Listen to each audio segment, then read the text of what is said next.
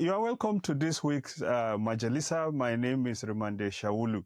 You recall that a few years ago, Boko Haram attacked a school, an all-female school, and took some girls captive. There was an uproar, both local and international, and some of the girls, or most of them, were released. The only one that was not released, according to one of the girls that was taken into detention, was a Christian girl called Leah Sharibu. And the reason why she was not released, according to her classmate, is that she refused to renounce her faith as a Christian and chose to remain a Muslim. 7 years ago, she's been with the bandits in the forest. With me to discuss this issue is Reverend Gideon Para Mallam. He's an advocate. He's been involved in the struggles to get Leah back home. You are welcome, Pastor Gideon Mallam. Thank you. Honorable Raymond. Thank you. Yes, Gideon Para Mallam was my president at the Fellowship of Christian Students, Ahmadu Bello University, in the early 80s. Now I want to ask you, what is the status of Leah? What is Yeah, thank you very much. First, I need to commend you for having a forum such as this to spotlight on many issues of fundamental human rights distortions, disruptions, and denial in our country, Nigeria. The case of Leah is tragic. The case of Leah is unfortunate, rather, and it is a very clear case of some of the issues that matter in our society today and some of the things that really are issues that we should keep on the front burner, on the spotlight, which is what you are doing.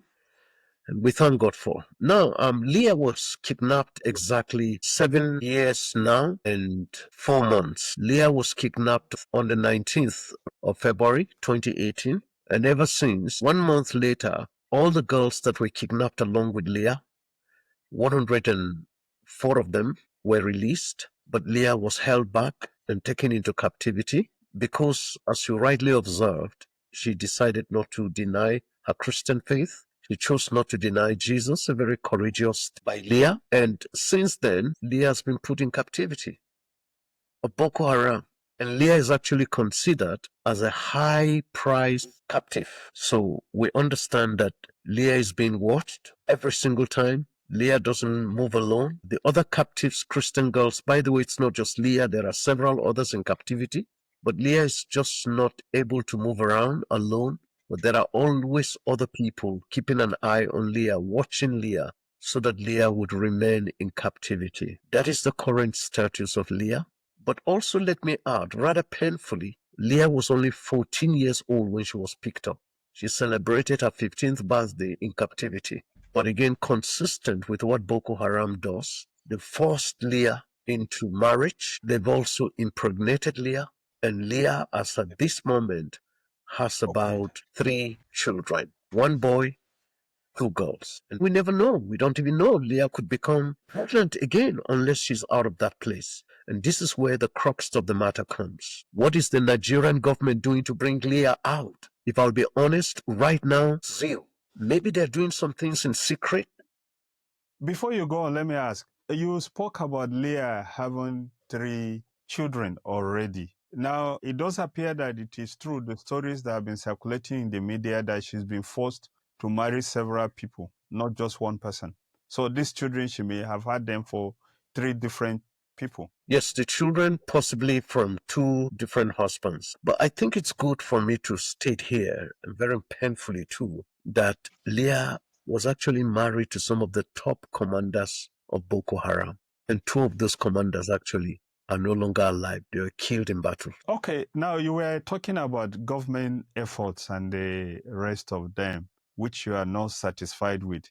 You've been making attempts to get at Leah being released. Do you want to give us a review of the efforts so far to get Leah out of the hands of Boko Haram? Well, honestly, again, there are certain things that are classified, and I'm sure you understand both as a journalist and also as a lawmaker, one of the lawmakers in this country. And so certain things, because of their classified nature, I would not discuss them publicly here, but efforts are on to see that Leah is out.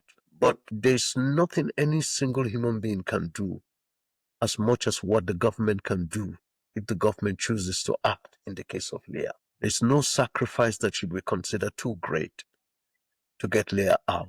Now, there are certain steps that some of us have taken, and let me be very clear, honestly, I think we took steps to see if Leah could come out going back to November 2018. I know I took some specific steps, made contacts, tried to get people that will link up with our abductors. Of course, you won't see my name there, but steps were made. And then later on, I got a reply back that, look, it's too late. The window of negotiation as opened by Boko Haram was not utilized properly by the then Nigerian government under Buhari. And because of that, nothing would happen because it's late now.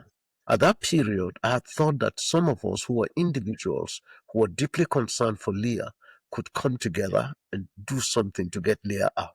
So that's when I got a reply after messages went back and forth.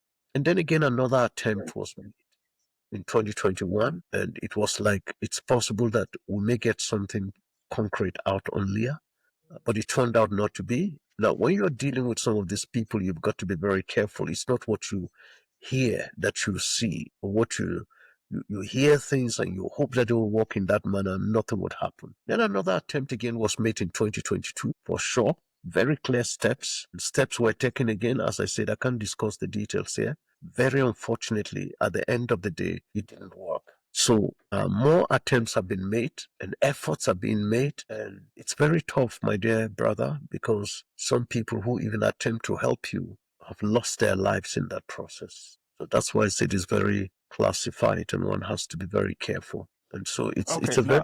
Let's go back to the state of Leah. What information do you have about the way she looks now and why she might possibly be? Well, in terms of her physical looks, she's looking very okay, very robust. She's grown as a woman. The last picture of Leah that I received from camp with one of her babies, I actually released that picture to the press. That was in 2021 when she had her second child, I think a boy.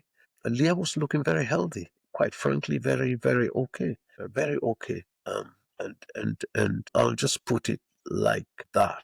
Let's just put it like that. Yes. But Okay, can you before you go on, can you really live a normal life in captivity? No, it lives with you. So I think the day that Leah will have a chance to regain her freedom, Leah would grab it with both hands. We have to continue to pray. We have to continue to move and also pray that God will touch the hearts of our adopters. Just think about Leah, even to Boko Haram as your own daughter. How would you feel?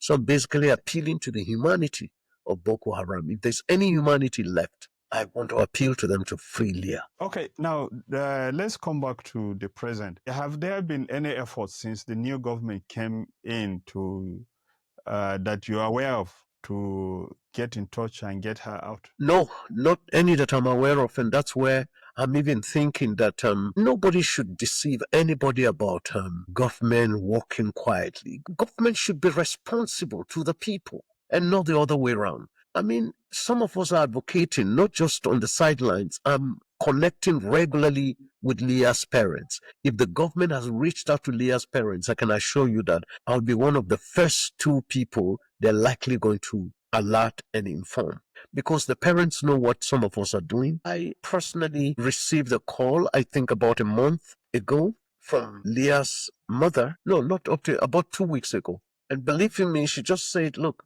we want to call you to say thank you for all that you're doing. I received a similar call also from the father of Leah. That's all he was saying. That's a month ago, sorry. Then shortly after that, Leah's mother called me again. Now, each time they call you, you can feel from their voice, do you have any news for us? Any update on our daughter Leah? That's why I said if the government is doing anything, somehow, some of us will know. The government of President Ahmed Tinubu frankly needs to come clean and do more to free Leah. Buhari made a promise. Please let me say this. The promise that Buhari made to Leah's mother, speaking to her on the phone, was done in my presence. Actually, I instigated it. I did the advocacy that led to that call to Leah's mother. And he promised, and this was in October 2018, that he would do everything to bring Leah home to the mother. I stood there, I heard it. Unfortunately, Buhari left after how many years? no news about Leah. And in the case of Tinubu, nothing.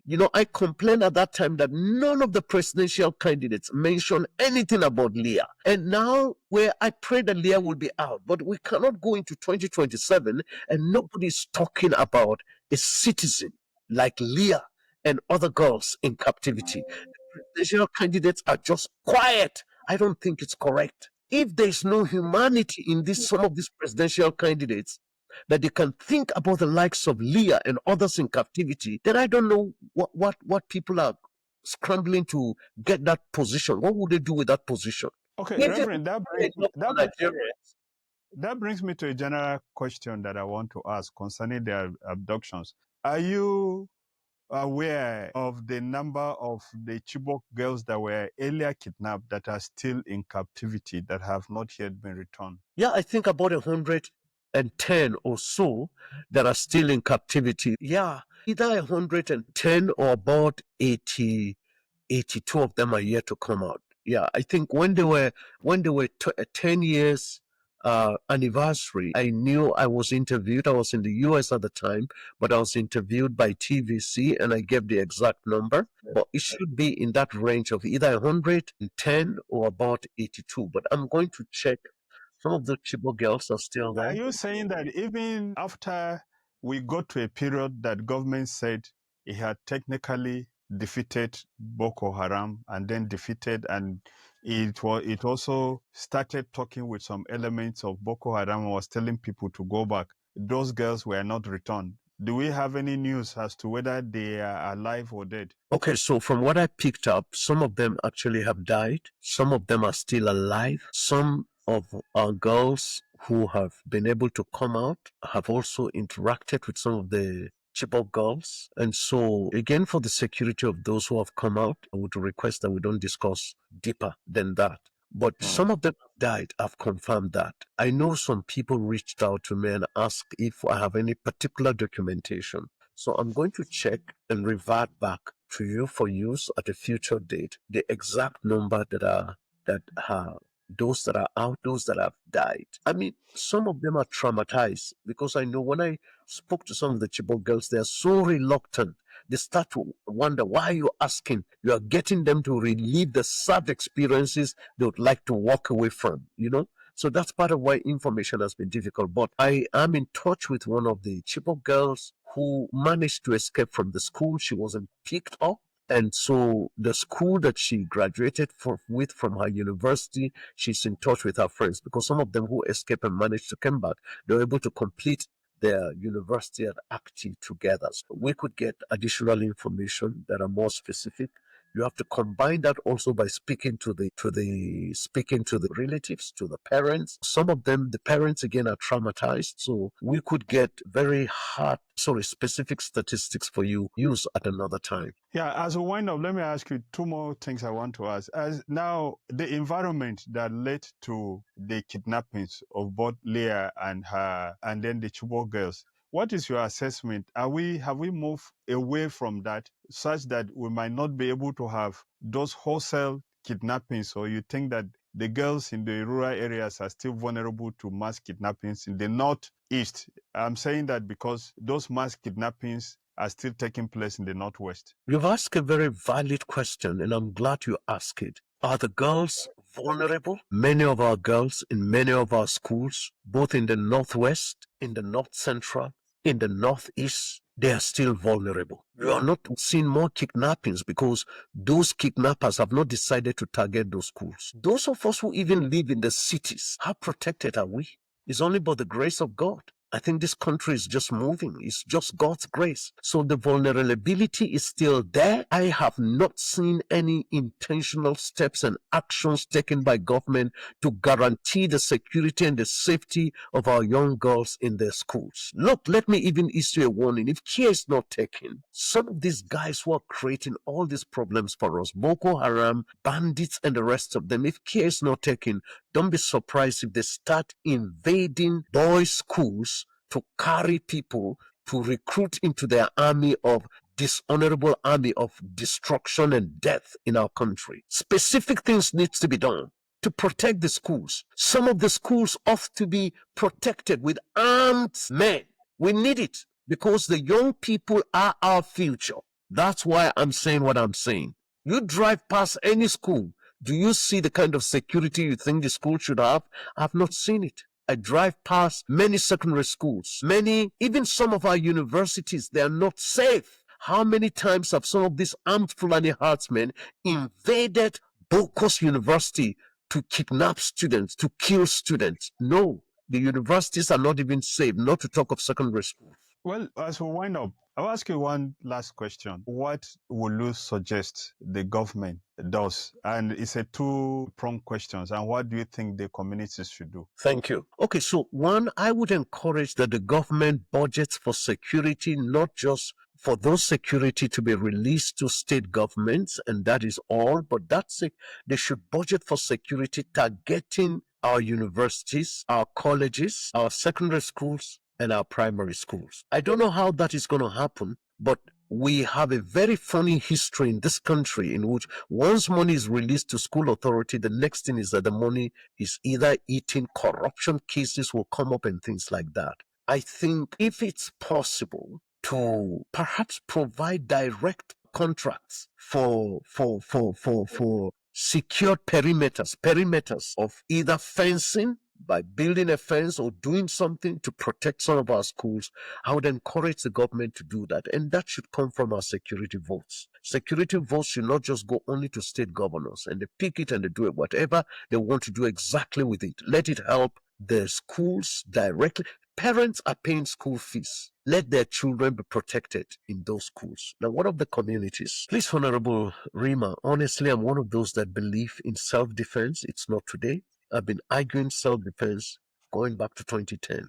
I don't see a way out for many of our communities and some of these violent attacks without the security communities protecting themselves. So you have to provide for some kind of, the communities have to be allowed to protect themselves, and the communities can work with all the schools because every school is located in a community. So the communities need to work together with the school authority, yes, that way, and together with the local police force. This is where also state governors come in, together with state governors and local governments to ensure that there is armed protection for our communities and by implication for our schools. The people who attack, they come in arms. So how do you think you're going to deter them? You call the police, when will they come? You call the military, when will they come? The military are human beings, the police are human beings. Let us allow for inbuilt mechanism with community inbuilt mechanisms to defend themselves each time anybody comes. What? Thank you. The last few minutes we've been speaking with Reverend Gideon Para Mallam, an advocate living in Jos. Thank you, Reverend, for coming to our show today. Thank you so much. My pleasure. Thank you.